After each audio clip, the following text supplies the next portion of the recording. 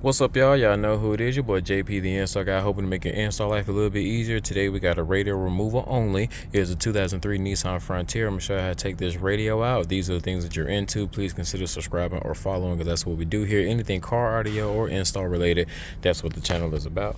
First thing you want to do is come down and take off this bottom part on the removal tool and just popping that up on both sides and move that down so we can remove it. Next, we have two Phillips that have to come out. This one looks like the plastic is a little teary. If you come up, you have two more Phillips head screws right here. Now all that is out, you just want to come down, small little pressure. One harness in the back for the cigarette lighter. You have more than enough room to take the four Phillips head screws out so we can have the radio.